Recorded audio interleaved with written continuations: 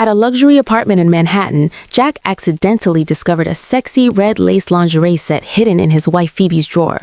Excited, he assumed his wife was looking to spice things up, but Phoebe looked genuinely confused and insisted she had never seen it before. At that moment, Riley, the close friend who was temporarily staying with them, casually walked in and claimed it was hers, mistakenly put there.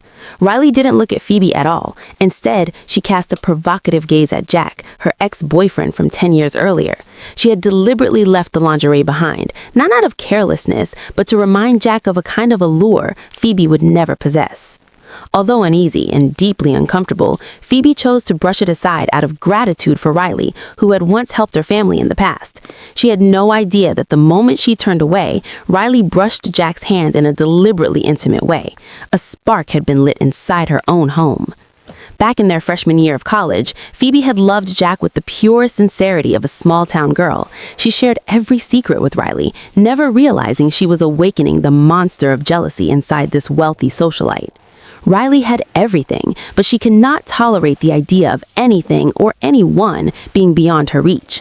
When she learned that Jack was not a poor student at all, but the heir to a real estate empire, Riley moved immediately. Using her status as the family's benefactor, she kept Phoebe busy with errands, creating opportunities to get close to Jack. At an elite party Phoebe wasn't invited to, Riley got Jack drunk and staged a scene that convinced him Phoebe had betrayed him to chase another wealthy man. At his lowest moment, Riley stepped in, using her sophistication and false comfort to lure him into bed. Phoebe was devastated when she saw her boyfriend openly dating her best friend just one night later. But the tragedy didn't end there. After securing Jack and then discovering a far more powerful British oil tycoon, Riley cruelly discarded Jack as if he were a worthless toy. That betrayal caused Jack to close his heart for years until he reunited with Phoebe and finally realized who had truly loved him. But now, Riley had returned, carrying the resentment of someone who had lost everything and was determined to reclaim her former prey at any cost. 10 years later, their positions were completely reversed. While Phoebe and Jack were enjoying a fulfilled, happy life, Riley had fallen to the bottom of society. Her billionaire husband was bankrupt, her father had passed away, and she was shunned by New York's elite for her reckless spending. Returning to the U.S. with nothing, Riley was consumed by jealousy when she saw that the ordinary friend from the past now occupied the very place Riley herself had once thrown away. She decided to use her most powerful weapon: fabricated vulnerability. She sought out Phoebe in a pitiful state, sobbing about being abused by her ex-husband and having nowhere to go. Phoebe, with her overly compassionate heart, fell straight into the trap. Despite Jack's fierce objections, still haunted by Riley's past cruelty, Phoebe persuaded him. "She saved my father's life. We can't turn our backs on her when she's at her lowest." Riley entered their mansion wearing the face of a victim, but with the mindset of a hunter. To disarm Jack's wariness, she began employing gaslighting tactics. She acted frightened around him to awaken his protective instincts, while subtly reviving their passionate memories whenever Phoebe was away. The climax came when Riley staged an attack by supposed debt collectors right outside the house, forcing Jack to step in and save her. As Jack held Riley in his arms, she smiled quietly behind his back. She knew that once Phoebe's compassion merged with Jack's guilt, their fortress would collapse from within. The perfect opportunity arrived when Jack had to fly to Chicago to sign a major contract.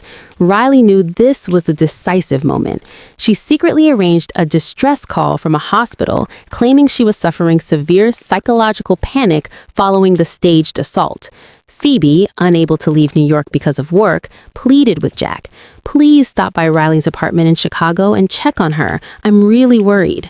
Without realizing it, Phoebe had pushed her husband straight into the tiger's jaws. At a Chicago penthouse, Riley welcomed Jack wearing a thin silk nightgown, the air filled with the same perfume he had once been intoxicated by 10 years earlier.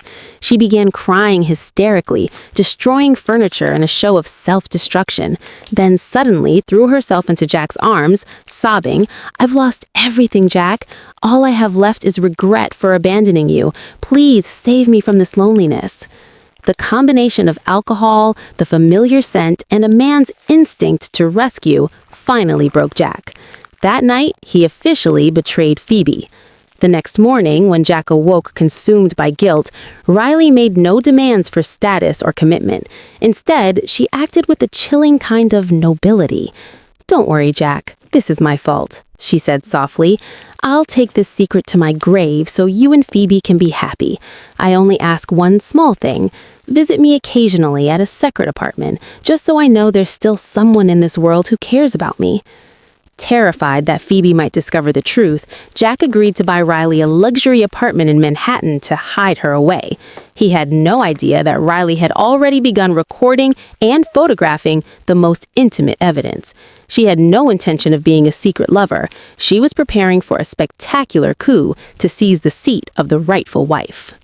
Riley began a campaign of psychological torture against Phoebe through subtle signals, a smear of lipstick on Jack's shirt collar, or deliberately letting Phoebe discover payment receipts for the secret Manhattan apartment. When she saw Phoebe's doubts grow and cracks begin to form, Riley delivered the final blow. She staged a fake case of food poisoning in her private apartment and called Jack in a weak, dying voice. The moment Jack rushed over in panic, Riley used a powerful aphrodisiac she had mixed into his wine to drag him into a frenzy of sex. At the same time, she sent an anonymous message to Phoebe. "If you want to know where your husband is working late, come to this address."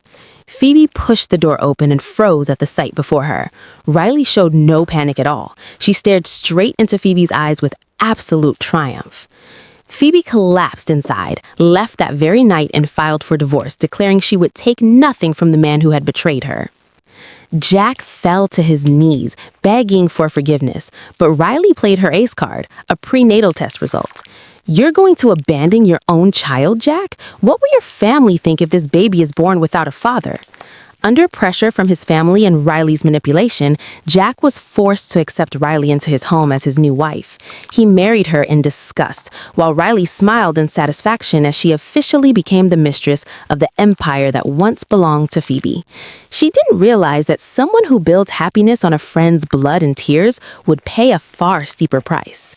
Riley achieved her goal, but the luxurious life she had always dreamed of quickly turned into hell. Jack was no longer the warm man he once was. He looked at her with revulsion and treated her as nothing more than a breeding machine to continue the bloodline. Riley was effectively confined to the mansion without love or respect. To fill the emptiness, Riley returned to her old ways, reckless partying and affairs with dangerous men from the underworld, to feel desired again. She secretly used Jack's money to support a notorious smuggling kingpin, unaware she was playing with fire. The man not only abused her, but also used evidence of her affairs to blackmail Jack's family. The tragedy peaked when Riley was caught in a violent gang purge. In a desperate attempt to protect her one-year-old son from gunfire, Riley used her own body as a shield. In her final moments at the hospital, in front of Phoebe, the only one calm and compassionate enough to visit, Riley cried bitterly. She handed Phoebe a safe deposit key containing all the jewelry and cash she had accumulated, along with a tear-soaked letter. "I beat you in one battle, but I lost my entire life. Please raise my child. Don't let him become a wretch like his mother." Riley died in loneliness. Phoebe, with the heart of a woman who had survived countless storms, made a decision that earned universal respect. She adopted the child, named him after her father, and moved to another city to start over. Years later, Phoebe became a successful businesswoman. Jack, after enduring countless consequences for his weakness, finally found a way to reconcile with her. They did not return to what they once were, but instead raised the child together and prepared to welcome a child of their own, the result of forgiveness and maturity. The story closes on a California beach, where Phoebe watches her son play and realizes that the most profound revenge is not dragging an enemy into the mud, but living a life brighter and more compassionate than anything they could ever imagine. My marriage to Jenny had entered its 8th year. If you'd asked me a year ago whether I was happy, I would have answered without hesitation, yes. Jenny was the perfect wife, smart, beautiful, and always knew how to take care of our home. But the cracks didn't start with a loud explosion. They began with a brand new pair of Nike running shoes. "Carly and I decided to sign up for the city marathon at the end of this year," Jenny said as she tied her laces, her face glowing under the living room lights. "We need to train seriously." I fully supported her. Carly was her best friend, a married woman herself, very proper and respectable. From that point on, Jenny's schedule changed. 3 times a week at either 7 p.m. or 5 a.m., she would slip into tight workout gear, put on her headphones, and leave the house. The first seed of doubt sprouted on a Tuesday evening in October. Jenny came home after a 2-hour run. She went straight into the bathroom, humming a cheerful tune. As she passed by me, I noticed something strange. Her workout clothes were perfectly smooth. Her face wasn't flushed from intense exercise, and most importantly, when I accidentally touched her arm, it was completely dry. "How was the run today?" I asked, my eyes still glued to my laptop screen, but my heart suddenly beating a little faster. "Exhausting," she said. "We ran along the river. The wind was really strong, so it took a lot out of us." Her tone was so natural, it was flawless. I stayed silent. The river path was 5 kilometers from our house. Running there and back in 2 hours, plus actual training, any normal person would be drenched in sweat. So why was my wife clean, dry, and lightly scented with perfume, like she'd just stepped out of a shopping mall? That night, I lay awake beside Jenny. Her steady breathing felt unfamiliar. I grabbed my phone, opened Reddit, and typed into the search bar of our relationship advice. My wife goes to work out but doesn't sweat. Am I being too sensitive? Within an hour, hundreds of comments poured in. "Check her location ASAP, bro." That's a blazing red flag. Don't listen to what she says. Look at the workout clothes. A cold shock ran down my spine. I didn't want to believe it. I loved Jenny, but the cold logic of strangers on the internet began to gnaw at my mind. I decided I had to do something I once despised. I was going to become a detective in my own home.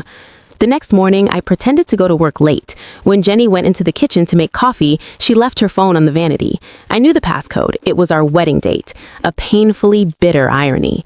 I didn't go straight to her messages. I knew she was careful. Instead, I opened battery usage. You know, phones don't lie. If she was using GPS to run, like with Strava, it would drain a noticeable amount of battery. The result? The app that used the most battery during last night's run wasn't a fitness app. It was Snapchat. Snapchat, the paradise of self-destructing messages.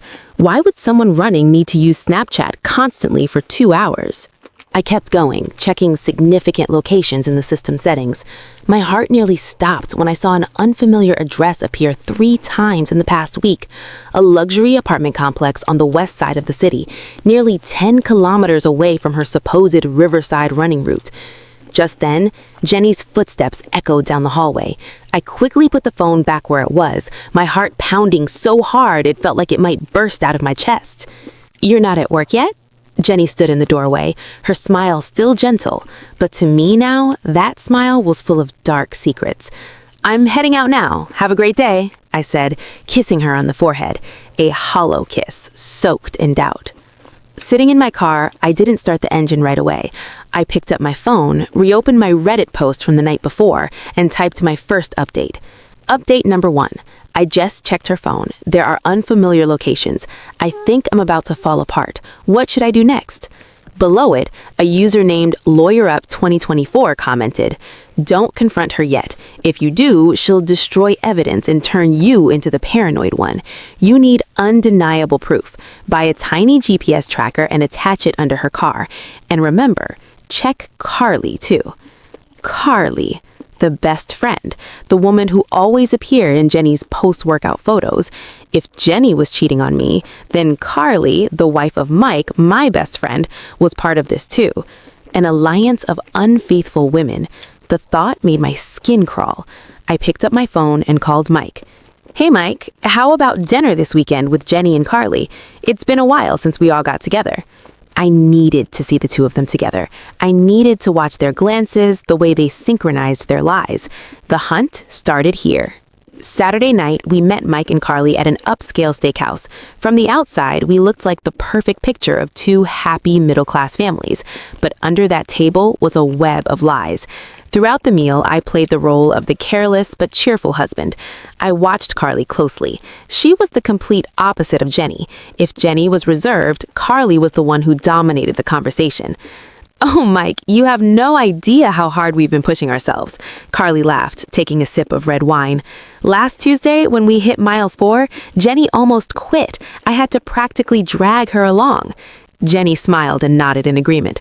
"That's true. If it weren't for Carly, I'd have ended up in a bakery along the way." My stomach twisted. Last Tuesday? That was the exact day Jenny's phone GPS showed her staying at the West Side apartment complex for 2 full hours. Their coordination was terrifying. They weren't just lying to Mike and me. They were enjoying it like a twisted team sport. I could never have that kind of willpower, I muttered. And I still don't get how you both have the energy for that. Mike chuckled. They're not even human, he said, turning to Carly. You're phenomenal, Catherine, Mike said. You never stop amazing me. I looked at Mike, my best friend since college, a kind man who trusted his wife completely. A wave of sorrow washed over me. Should I tell him, or would I drag him down into the abyss with me? That night, after we got home, I posted another update on Reddit. Update number 2. I just had dinner with them. The acting was so convincing it made me sick. They talked about Tuesday's workout as if it actually happened. I've ordered a dash cam and 2 ultra-small GPS trackers from Amazon. They'll arrive Monday. I feel like a criminal in my own house, but I need the truth. The following Wednesday, Jenny said she had to make up a training session because rain was coming. I had secretly attached the GPS tracker under the passenger seat of the SUV Jenny usually drove. I'd also installed a hidden recording app on the old iPad we kept in the living room and synced it to my phone. 7:20 p.m., Jenny left the house. 7:25 p.m., I opened the tracking app. The red dot moved. It didn't head toward the park or the river. It turned the opposite direction, straight toward the luxury apartment complex I'd seen before. Then, the red dot stopped. Completely. I sat in the darkness of my home office, cold sweat soaking through my shirt. At the same time, a notification popped up from the iPad. Jenny was making a Bluetooth call from her car before getting out. I hit play. Carly, I'm here. My idiot husband still believes everything. He even said I look better lately. Jenny giggled, a flirtatious laugh I had never heard in our 8 years of marriage. I'm on my way too. Mike's busy watching football. I swear, those two are unbelievably clueless. Remember to take some sweaty workout pics of us later so I can post them on Instagram as proof. Carly's voice replied through the car speakers. Okay, see you in room 402. He is waiting. The call ended. My world collapsed. He? Not they? So were these 2 women sharing the same man? Or did each of them have a lover at the same location? Rage erupted like a tsunami. I wanted to grab my keys, drive straight there, kick in the door to room 402, and scream in her face. But the advice from Reddit echoed in my head. Don't explode without photos. Betrayal needs visual proof so the court can't dismiss it. I took a deep breath, my hands shaking as I opened the website of a private investigator service.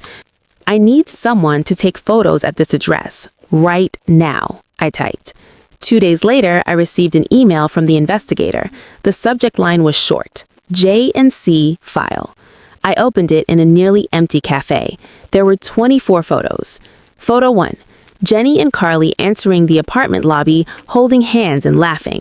Photo 2, a tall, blonde man in gym clothes stepping out to greet them, his arms wrapped around both of their waists. Photo 3, the one that maybe wants a vomit, Jenny kissing the man right in front of the elevator while Carly stood beside them, smiling as she tapped on her phone. The investigator's note read, the male subject is a personal trainer at a downtown fitness center. It appears the 2 women share the same lover. They rent this apartment by the hour, 3 times a week. I turned off the screen. I didn't cry. The pain had gone beyond tears and turned into something terrifyingly cold. I looked at our framed marriage certificate hanging proudly in the living room. I realized the woman in that photo was not my wife. She was a stranger wearing her face. I opened Reddit and typed, Update number 3.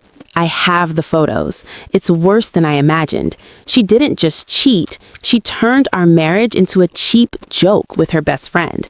Tomorrow I'm meeting a lawyer, and tomorrow night will be our last dinner. I spent all Sunday meeting with attorney Henderson. He studied the photos and listened to the recording with a neutral expression, the look of a man who had witnessed too many broken lives. He asked, "What do you want, Nathan?" I replied, "I want her to leave with nothing, and I want Mike to know the truth." My voice so cold it surprised even me. The strategy was set. I wouldn't file for divorce immediately. I needed a public explosion, one that gave Jenny and Carly no chance to rewrite the story or play the victims. Under state law, proof of adultery would be a powerful weapon in the division of assets. I went home and found Jenny wearing a face mask, watching a reality show on Netflix. She looked so peaceful. "Hey, honey, want to go over to Mike and Carly's place tomorrow night? Carly says she made a new beef stew she wants us to try," she said without taking her eyes off the screen. "Sure," I replied, forcing a smile. "I have a surprise gift for everyone, too." That night, I stayed up editing a short video. No background music, just the investigators' photos and the audio recording from the SUV. I saved it onto a red USB drive. We were approaching the most dramatic chapters, where the truth was no longer a dull, aching wound, but a carefully calculated weapon. I spent all of Sunday meeting with Attorney Henderson. He studied the stack of photos and listened to the recording with a completely neutral expression, the expression of someone who had seen far too much destruction. "What do you want, Nathan?" he asked. "I want her to leave with nothing, and I want Mike to know the truth," I replied, my voice so cold it startled even me. The strategy was laid out. I would not file for divorce immediately. I needed a public explosion, one that gave Jenny and Carly no chance to rewrite the narrative or play the victims. Under our state law, proof of adultery would be enormous leverage in the division of assets. I went home and found Jenny wearing a face mask, watching a reality show on Netflix. She looked peaceful. "Hey, honey, want to go over to Mike and Carly's place tomorrow night? Carly says she made a new beef stew she wants us to try," she said without taking her eyes off the screen. "Sure," I replied, forcing a fake smile. "I have a surprise gift for everyone, too." That night, I stayed up until morning editing a short video. There was no background music, only the investigators' photos and the audio recording from the SUV. I saved it onto a red USB drive. Monday, 7 p.m. Mike and Carly's house was filled with the smell of wine and food. Mike, as always, enthusiastically uncorked an expensive bottle. "To our friendship, and to our two hard-working wives who are about to become marathon runners," Mike raised his glass. I looked at Jenny. She clinked glasses with Mike, her eyes flicking toward Carly with a loaded glance. I took a sip of wine and felt nothing but bitterness burn down my throat. "Before we eat, there's something I want everyone to see," I said, standing up and walking toward the large smart TV in the living room. "What is it, honey? A memory slideshow?" Jenny asked, her voice slightly tense but still trying to sound casual. "Something like that. A short documentary about the training efforts of you two." I plugged in the USB. The screen lit up. 0 seconds. Jenny and Carly standing at the apartment lobby entrance. The room went silent. Carly's wine glass trembled in her hand. 10 seconds. The audio played. "I swear, those two are unbelievably clueless. He is waiting." Mike froze. He stared at the screen, unable to process what he was seeing. Jenny shot to her feet, her face drained of all color.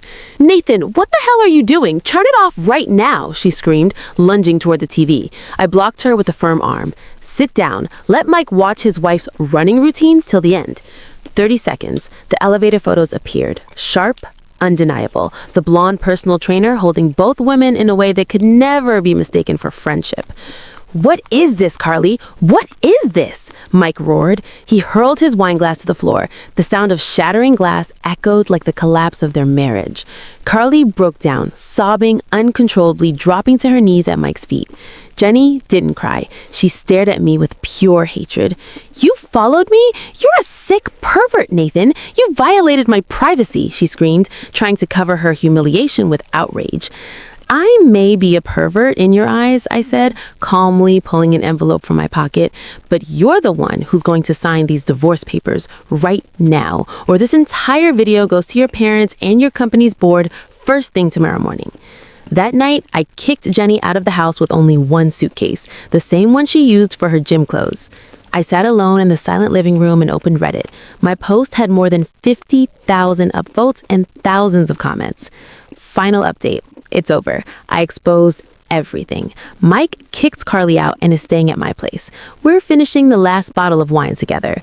Thank you all for walking with me through the darkest days of my life. Never ignore your instincts, even when they tell you the sweat is fake. I turned off my phone. For the first time in weeks, I felt like I could breathe. No more mysterious runs, no more Snapchat lies, no more red dots moving across a map. Just me, loneliness, and a painful but clean new beginning. After that night, I thought I had won. I thought throwing Jenny out with a single suitcase was the end of the tragedy.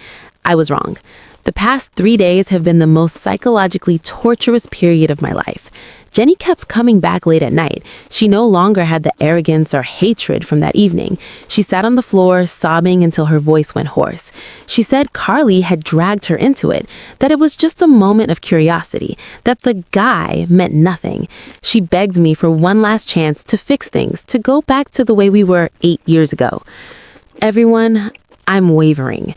When I see the broken, exhausted woman I once loved more than my own life, my heart tightens. I start asking myself, was I too cruel? Should 8 years of happiness be erased over a few months of mistakes? I remember her warmth, our breakfast together, the way we used to plan our future. I still love this family. I don't want it to disappear like a soap bubble. But then I look at the red USB drive on the table. I remember her laughing, calling me clueless. I remember the image of her smiling in another man's arms while I was at home worrying about her. I'm standing between two cliffs. On one side is forgiveness, the desire to gather the shattered pieces and glue back together a vase that's already broken. On the other is self-respect, reminding me that if I forgive her, I'll live the rest of my life in suspicion. Every time she's gone more than 15 minutes, my chest will tighten. Every time she picks up her phone, I'll lose my mind. What should I do? Has anyone ever truly forgiven betrayal and found real happiness again? Or am I just a fool wanting to crawl back into a cage of lies? And for me, the editor of this story, here's what I see. You don't love the woman kneeling outside your door. You love the version of her from the past, the woman who effectively died the moment she stepped into apartment 402. She's not sorry because she hurt you. She's sorry because she got caught. If you forgive her now, you're teaching her this. You can betray me, and as long as you cry hard enough, I'll let it go. That's not love. That's bargaining with pain.